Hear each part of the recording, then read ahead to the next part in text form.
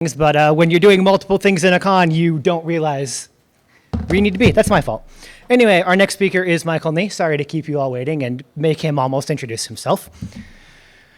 Michael Nee is a loud and outspoken new cybersecurity professional. His career path started, as many do, studying some field in computing. Upon entering the workforce, he was given the opportunity to work on OT security. Wait, what is OT security? We'll get to that later. More importantly, he has 2 dogs and loves smoking meats. I agree. Thank you so much for putting up with me. Thank you.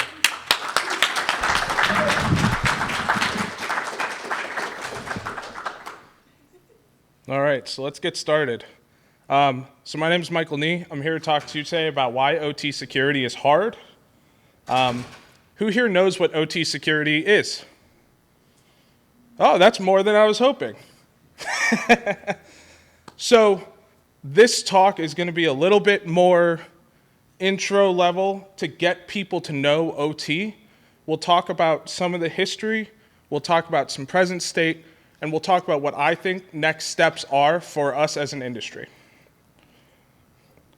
So before we get to that, I'm going to introduce myself a little bit more. Professionally, I'm an alumni from RIT. I graduated in 2022.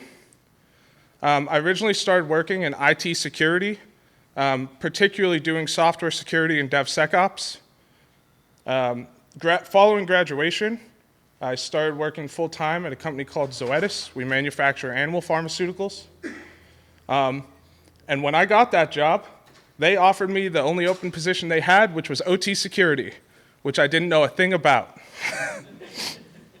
So, on to the important stuff about me. I have 2 dogs.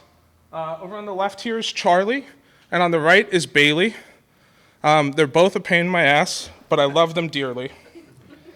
Besides that, what I like to do outside of work, I love fishing, but I'm terrible at it.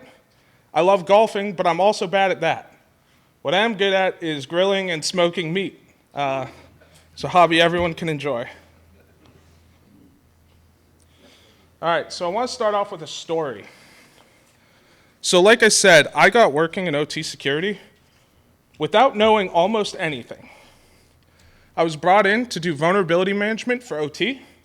We're not going to talk about the merits of vulnerability management for OT. That's a whole different talk. But that was my goal when I came in. And I said, that should be simple. I'm going to Google a white paper.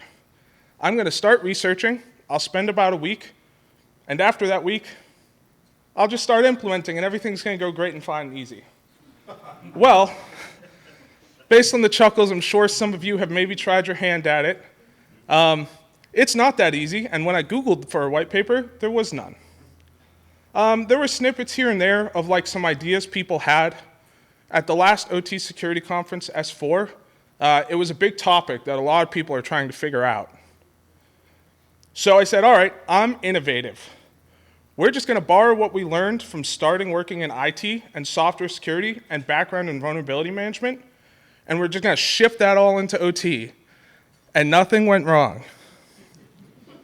So I got started. I was like, I'm going to talk to the automation guys first. We're going to go to sites and have conversations. We'll get buy-in on the ground floor. And when I told them my idea, we're going to start, scanning stuff, they all made faces, and the room went quiet. And they said no.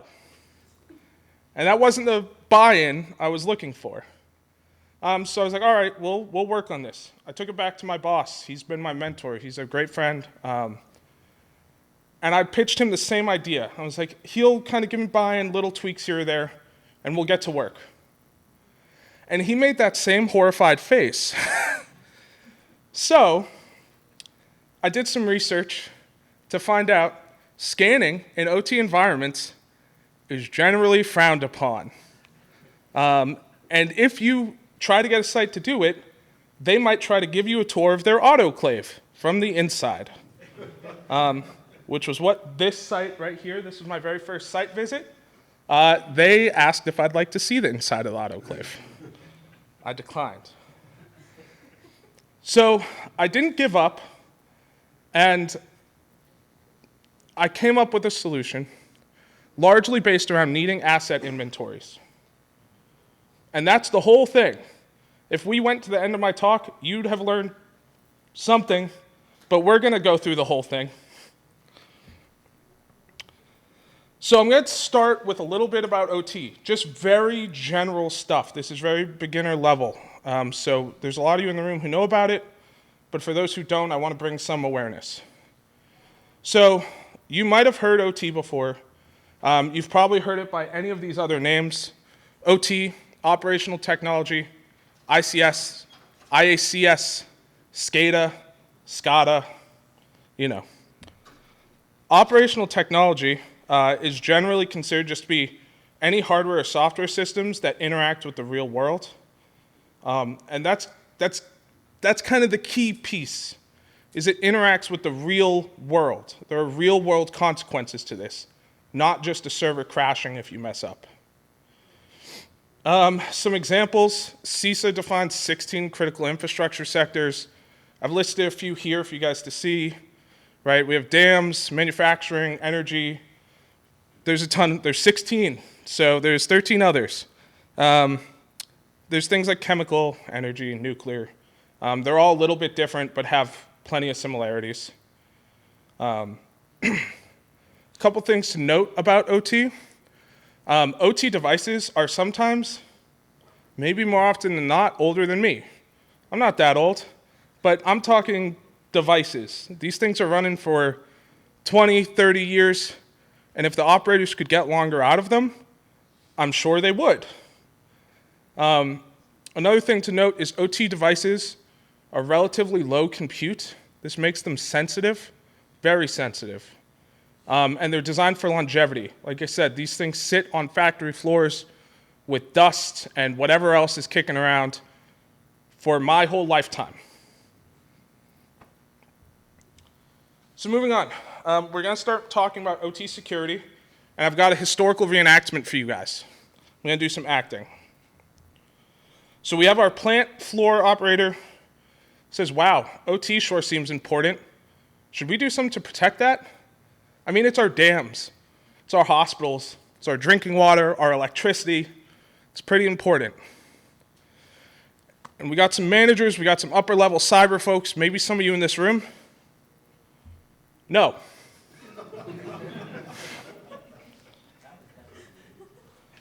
So this wasn't just a reenactment, and I don't think they're crazy either.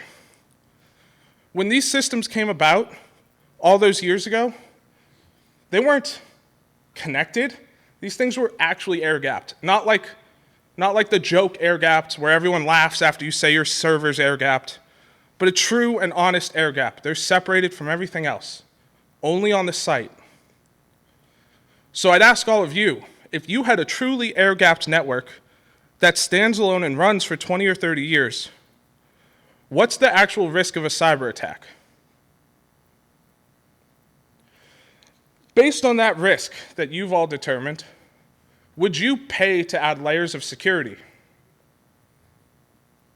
Well, they didn't want to either. So why do we need security? Why is this an emerging field? Why do people care now? Well, in 2010, stuxnet happened. I'm sure a lot of you have heard of it. 2010 is not when it started. That malware was kicking along around a little before that. I think 2007 were the earliest dates I saw. I could be wrong. I'm not an OT historian. So the 2010 Stuxnet attack, that's when it notably happened, was against Iranian nuclear enrichment facilities, specifically the one in Nantes. The Institute for Science and International Security has a devastating acronym, ISIS. It's tough. But their report in 2010 stated that about 1,000 centrifuges, or 10% of that site's capabilities, were destroyed. Real-life nuclear enrichment facilities being destroyed. There are real-world consequences to this stuff. So Stuxnet caught a lot of people's attention. Some of the historical reports I read while preparing for this presentation called it the first cyber nuke, right? This was cyber warfare at a scale we hadn't seen. It shocked a lot of the world. That's one reason. One attack alone is not enough to change an entire industry. One of the biggest factors to OT security coming about is OT-IT convergence. I've got some cute little sparkles around that because it is quite the buzzword. It is maybe the biggest buzzword I've seen in OT security throughout my career. And generally all it is businesses are connecting their OT environments to their IT environments, to their business networks, in some cases to the internet. Sure, that's safe. And so they do it for good reason. These people making business decisions are not stupid. They're looking to increase productivity, increase efficiency, change systems, make improvements, make more money, give people clean water, give people electricity for cheaper or more expensive, whatever they want to do. But there's reasons behind this. Okay, so where are we now with OT security? Well, OT security is still significantly lagging behind IT security. There's some people at the last conference I was at were saying anywhere from we're only like 5 years behind to we're a full like 30 years behind IT security. And honestly, with what I've seen, it could be longer. I don't know. It's kind of hard to pin down. Every site and every business is a little different. So a little bit more about what we're doing. I'm not going to explain the CIA triad to you all. I'm sure you passed your InfoSec 101 class. But we don't really use that. We don't use the CIA triad. Confidentiality and data is not something we necessarily care about. Sometimes in some sectors we do, but not all the time. So a more effective way to measure risk is with the SRP triad. I find it incredibly funny. We just decided to make another triad instead of do something else. And the key points here are we care about safety, reliability, and performance. These are real-world devices. We have to care about safety. When you have manufacturing belts, manufacturing lines, people can be injured. There were reports of an attack in Iran against, I believe, an iron foundry. And there's a pretty horrific video of iron spraying all over the floor because the site lost control of their controllers. People can die. We have to care about safety. Imagine hearing that on your first day of your first full-time job. Reliability and performance. The whole goal here, right, especially in like manufacturing, which is the industry I'm in, is to make money. So we need to make product. We need to do that reliably. So reliability and performance go hand in hand. We have to do those things. So what are we doing? How are we securing these things? There are two primary security tactics. The first one, and by far the most important, is network segmentation. Remember how I told you we had air-gapped systems? The industry as a whole said, like, let's do that again. Let's go back as far as we can. Let's make sure that what the devices that should be isolated are isolated. Make sure we have good security zones. Make sure we broker through a DMZ. All the good, best networking practices. And I'm very thankful I'm not a network architect.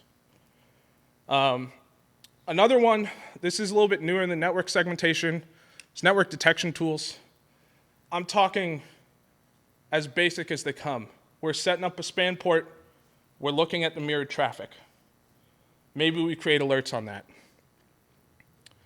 This is old. This is old stuff. IT security has done network detection tools for as long as I can remember, or maybe as long as I've been alive.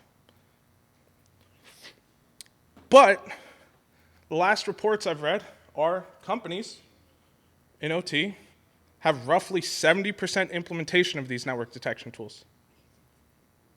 We're not even all doing it.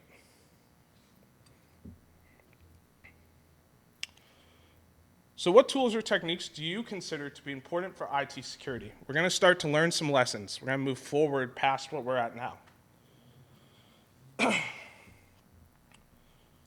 These are a few that I would imagine come to mind when you think of IT security controls. EDR, phone scanning, pen tests, patching. Patching's a pretty simple one, right? Like, let's update Windows. Let's go simpler. How about rotating passwords? Do you guys do that in IT? Probably, hopefully. But these are not all currently being done in operational technology, and for good reason. EDR, if we put these on OT devices, for one, they're sensitive and they could break with another application running on them. Another reason is, frankly, the state of OT procurement is not what you might hope. When you buy a skid from a vendor, likelihood is you can't touch it. You'll get a Windows 7 box and they say, don't patch that. Contractually, you'll break warranty if you do on your multi-million-dollar system. So that's a pretty good reason. Pen tests. Well, I certainly don't want to let a pen tester loose in my OT environment, and I don't think it takes a whole lot of explaining as to why. Vulnerability scanning, pretty similar here. If we let a scan loose in an OT environment, OT network, you're going to see stuff go down. I've seen pings bring devices down. So a full OT scan is probably pretty rough. Patching. Well, for part, the vendors, again, that same contractual agreements, you can't patch sometimes. Besides that, some OT vendors just don't release firmware patches. Besides that, why would we patch if it's not broken? If it's correctly isolated, why would we patch? And lastly, rotating passwords. I'm going to tell a quick story about this. Let's imagine a world where we update the password on an HMI that controls some process. HMI stands for human machine interface. It's kind of how humans actually get to control the process. We update the password on a shared functional account that the HMI uses. And on Monday, Jim comes in. And no one told Jim the password because he was on vacation. And now he doesn't know the password to get into the system, and he can't change set points, and suddenly we lose a batch. Rotating that password has almost directly caused the loss of a batch, the loss of product, the loss of money for the business. So what can we do? We can borrow these lessons from IT. We can. Carefully. And I mean very carefully. Because the problem is, we just don't know enough to do these things in a safe manner right now. With patch management, we usually don't know what patch we're on or if patches exist. And if you do, you usually got to go to a vendor website and find your device and try to figure it out. You got to have a guy walk the site floor and check the device. Vulnerability management. We don't even know what we have in what VLANs. How are we going to scan them safely? EDR. We don't know if the vendor supports it or if it'll break the system. Pen testing, we don't know if we can test safely. Rotating passwords, we don't know what we have. We don't know what applications we have. We don't know what we need passwords for. So we need asset inventories in OT. Not in Excel. You'd be surprised when I came onto the job and I walked around sites and I met the site guys. They threatened to throw me in autoclaves. I was asking about their asset inventories, and more often than not, I'd get an Excel spreadsheet emailed to me. Not in the same format as all the other sites, just whatever they put together. And that's fine because that's what they needed at the time to do their job. I did also receive a picture of a paper asset inventory, so. Now I have a disclaimer about vulnerability management. If your resources are limited as a new OT security group, do not start here. This is wildly important to being able to move forward and implement these controls we learned from IT. But if you don't get your stuff off the internet and segmented correctly, I don't think asset inventory is going to help you very much. So, asset inventory and you. I'm going to ask a few questions here to kind of help you figure out what you need to do to implement asset inventory in your OT environments. What type of solution is right for you? What do you need? Try to really think about all your requirements. How many systems do you have? Like, what do the licenses look like? That's important. Who needs access? Do all of your sites need access to all of your assets? Do they just need to see their own? Does the security team need it? Does the business need it? Who needs access? Can you tolerate the risk associated with active scanning? For current asset inventory solutions that are technical controls, not manual, there are two main solutions right now. Passive, which is more widely implemented, it's that same network detection, just with a little layer of fingerprinting on it. It's not always accurate, it's not always perfect, but it does give you something. And then there's active scanning, which gives you greater accuracy, but now we're scanning networks. So it's scary. It's really scary, but if you do it carefully and you work with your site teams, you can do it. This is one of the last ones. Who owns this solution? If you're implementing asset inventories just because your security team wants them to move forward, you might be doing it for the wrong reason. Asset inventories do enable security, but they're also wildly important for the site teams.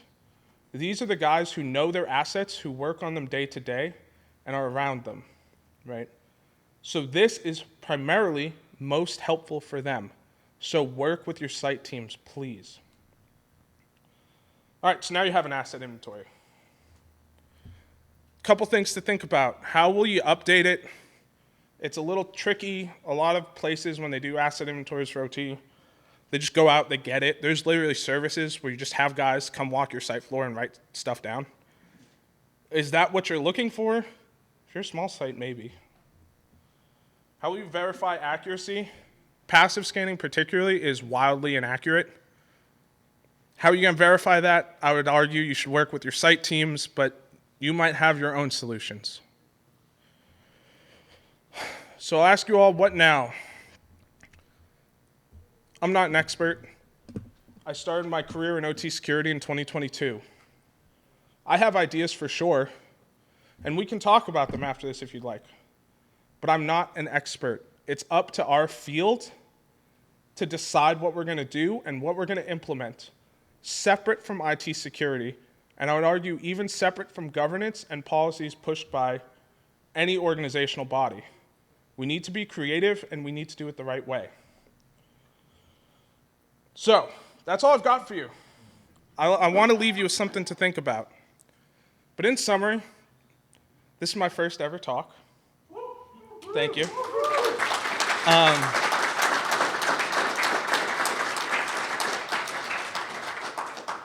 So please feel free to bully me. I just prefer you do it constructively. Okay. Any questions? Yeah. I just want your opinion on something. I heard of a startup that is using machine learning for physical anomaly detection. Basically, it just listens to the sound of it around it, and if a machine is doing something wrong, it makes a different noise. Yeah. So. Last year, there was some guy who worked with PepsiCo and gave a talk on that exact thing. He's an AI expert. He was on the main stage talking about that physical anomaly detection. My takeaway from it was like, it's super sick that we're mimicking human operators. Because there's guys who stand on the floor and listen. And they'll find problems and know what's wrong with what machine. Now, will AI replace those operators? Probably not. There's a lot that they do. There's a lot like kind of in their purview. They do a lot of maintenance and things besides just knowing what's wrong. Now, that said, I do think AI is an incredibly useful tool, And I think we could create solutions to help those operators. So yeah, I think it's a great idea. I'm hesitant on implementation on floors until we have some more research behind it, though. Yeah, So just from a monitoring point of view, sure. are the people monitoring these OT systems, you know, the PLCs and all that, part of the same team that's monitoring traditional IT assets, or is it more siloed? Yeah, that's actually a problem I talked about at lunch today with my intern. He was very curious. And we kind of talked through it, and yeah, there's a gap. There's definitely a gap in the industry for OT-specific SOCs. Some companies have them.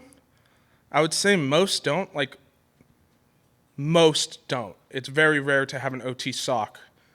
That being said, I think they're incredibly necessary because an IT SOC is just not going to have the context behind OT. They're not necessarily going to know about the SRP triad or whatever. They're not going to know how to handle that risk or what a day on the plant floor looks like.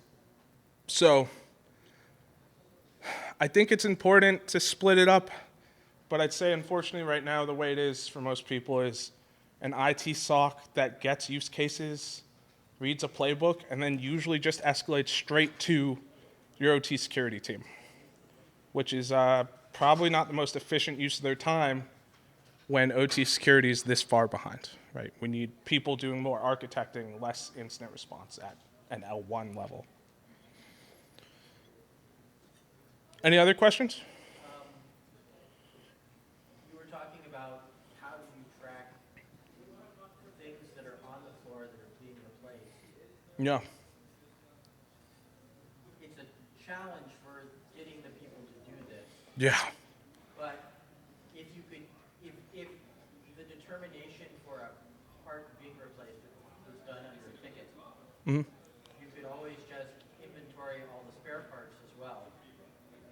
And then have Yeah. them just tell you which one they replaced with which one. And that way you could track the change. Yeah. And then it becomes a change management problem, which is Yeah. relatively easy to implement if you can get the buy-in for doing it. Yeah, that's sort of maintenance change management, I would say. I've actually seen it implemented pretty well. Like when we're talking about just parts. You treat it totally as a part. Yeah. And since you can't talk to it as Yeah. anything other than a part. I would say the hardest part of that though is initial gathering of information for those systems for legacy stuff. But yeah, I agree. I think we need to get to that same model. I think that's a great idea. Anyone else? I think we're just about at time. Right here. So you talked about segmentation. Sure. Obviously, a lot of people still follow the Purdue model. Purdue model's dead, long live the Purdue model. How do you feel about things like NIS 882, where they're providing guidance on things like allowing interconnectivity with vendors for co-management, for predictive maintenance, for even patching? So, first comment about the Purdue system, Purdue model. I think Purdue has maybe outlived its life cycle. I'm not a big believer in using it for much of anything, besides maybe a reference with some people who don't understand what OT is. When you talk about direct vendor support, yeah, I've had sites ask me, can we open up a port to this IP straight from our industrial LAN to the cloud? Sometimes, and I'll say, right, SRP, reliability and productivity, if it is necessary, we will find a way to do it securely.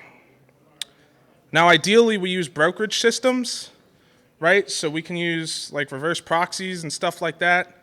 There's ways to do it for vendor support. But unfortunately, with that procurement model I mentioned, pesky procurement, sometimes the vendor makes you sign the contract that says, you'll use this software and this software will go to this link.